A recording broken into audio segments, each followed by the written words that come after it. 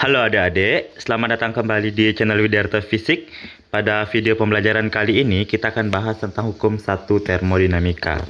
Yang mana bunyi hukum satu termodinamika itu menjelaskan perubahan kalor pada setiap gas sama dengan jumlah perubahan energi dalam gas dan usahanya.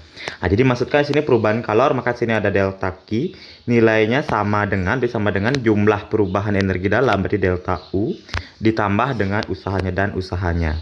Nah, tetapi nilai kalor, nilai delta U dan nilai W ini bisa bernilai positif, bisa bernilai negatif. Pertama, kita masuk dulu ke kalor. Kalor atau Q ini akan bernilai positif apabila sistem menerima kalor atau panas dari lingkungan. Jadi lingkungan memberikan panas pada sistem, artinya sistem akan menerima panas. Jadi jumlah panas pada sistem akan meningkat, maka nilai Q-nya akan negatif. Tapi jika panas atau kalor pada sistem itu berkurang atau sistem melepaskan panas, maka Q-nya bernilai negatif. Berikutnya begitu juga dengan delta U. Delta U perubahan energi dalam. Energi dalamnya positif akan bernilai naik apabila mengalami perubahan suhu. Jadi energi dalam ini sangat bergantung sekali pada suhu. Ketika suhunya meningkat, maka energi dalam akan naik atau positif. Ketika energi dalamnya turun atau energi dalamnya turun, maka bernilai negatif atau suhunya bernilai negatif atau bernilai turun. Begitu juga dengan W. W di sini usaha. Nah, di sini agak hati-hati sedikit. Pertama, usaha bernilai positif apabila sistem melakukan usaha, atau sistem melakukan usaha bernilai positif. Bernilai negatif apabila sistem menerima usaha, atau dalam bahasa lain, W ini bernilai positif apabila, jadi bernilai positif. Jadi kalau bernilai positif kan sistem di sini katakan melakukan usaha atau lingkungan, jadi bernilai positif lingkungan dilakukan usaha. Jadi dilakukan usaha ini maksudnya gimana? Jadi nilai positif apabila lingkungan dilakukan usaha, artinya lingkungan menerima usaha. Menerima usaha oleh siapa? Usahanya tersebut diberikan oleh sistem, maka sama-sama nilai positif. Atau bernilai negatif di sini apabila sistem dilakukan usaha. Jadi kalau bernilai negatif apabila sistem dilakukan usaha. Sistem dilakukan usaha. Nah, ini bernilainya, kalau dia bernilai positif apabila sistem melakukan usaha atau lingkungan dilakukan usaha. Ingat ya, di sini ada kata dilakukan, berarti lingkungan menerima usaha yang diberikan oleh sistem, akan nilai positif. Kalau sini sistem menerima usaha atau sistem dilakukan usaha oleh siapa? Oleh lingkungan, atau dia sistemnya menerima usaha, maka nilainya negatif. Nah, jadi demikianlah perjanjian-perjanjian dalam termodinamika. Jadi kapan nilai kalor, nilai perubahan energi dalam, atau nilai usaha itu bernilai positif dan negatif.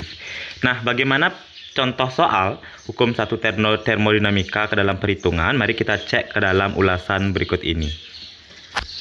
Pertama, mari kita cek kalor sebanyak 1000 kalori, dan dikatakan 1 kalori 4,2 Joule masuk ke dalam sistem. Berarti kalornya masuk ke dalam sistem, maka nilai kalornya bernilai positif. Jadi Q sama dengan positif 1000 kalori. Nah, ini kita rubah jadi Joule, harus sama-sama Joule, maka dikatakan 1 kalori 4,2 Joule. Maka sama aja hasilnya dengan positif 4200 Joule.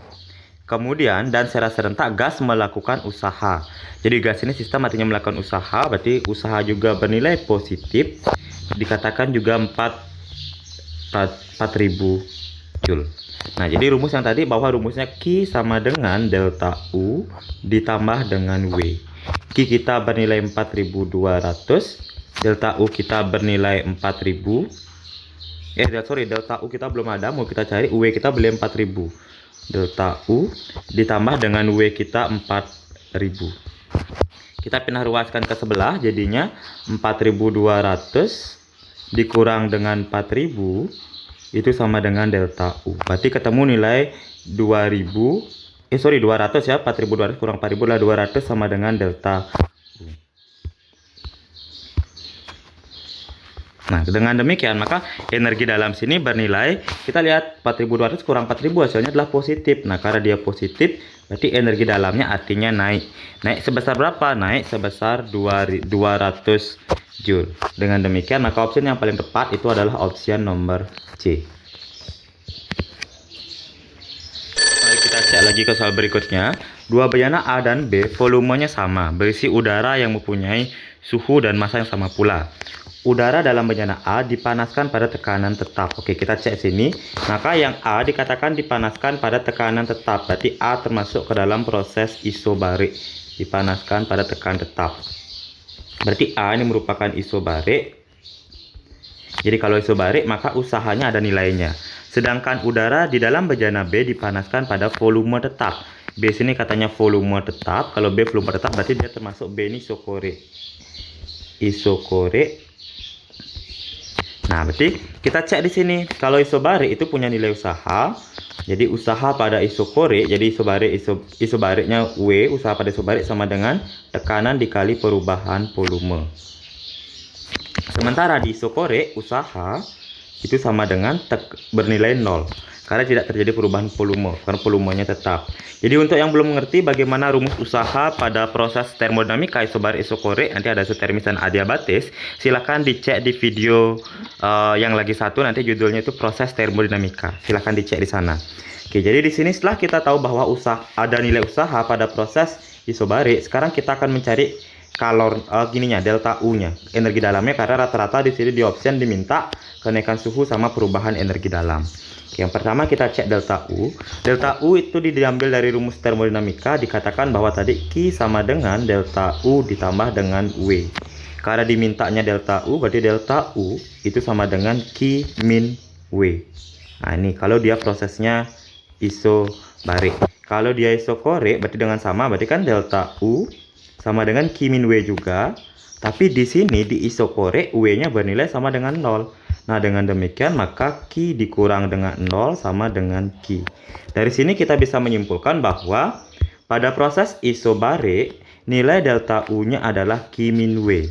Sementara pada proses isokorik nilai Q-nya delta U-nya sama dengan Q. Nah, otomatis dengan demikian lebih besar yang mana?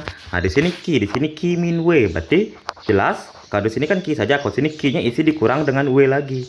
Dengan demikian maka energi dalam delta U pada proses isokorik atau yang B, jadi delta U pada proses isokorik itu lebih besar dibandingkan dengan delta U pada proses isobarik. Karena di isobarik isi lagi dikurang dengan usaha. Nah, jadi karena di sini delta U-nya lebih besar, maka suhunya juga lebih besar di isokorik yang di bagian B dibandingkan dengan yang isobarik. Nah, mari kita cek di option pertama. Kenaikan suhu udara dalam A dan B sama. Jelas berbeda karena perubahan energi dalamnya berbeda, suhunya berbeda. Oke, salah. Perubahan energi dalam A dan B sama. Salah juga karena B lebih besar. Kemudian nomor C, kenaikan suhu udara dalam A lebih besar dibandingkan B. Salah, harusnya B yang lebih besar. Jadi kenaikan suhu udara dalam bejana A lebih kecil. Nah, betul, lebih kecil dibandingkan dengan yang B. Jadi jawabannya option nomor D. Yang nomor E, salahnya usaha yang dilakukan oleh udara dalam bejana A dan B sama. Jelas berbeda. Kalau isobarik ada nilai usahanya. Kalau isokorik usahanya bernilai 0. Oke adik-adik, demikianlah contoh soal dari hukum 1 termodinamika. Kalau mau lebih jelasnya silahkan ditonton video proses termodinamika lagi. Dan kalau ada pertanyaan mari kita diskusikan di kolom komentar. Selamat dan semangat belajar. Terima kasih.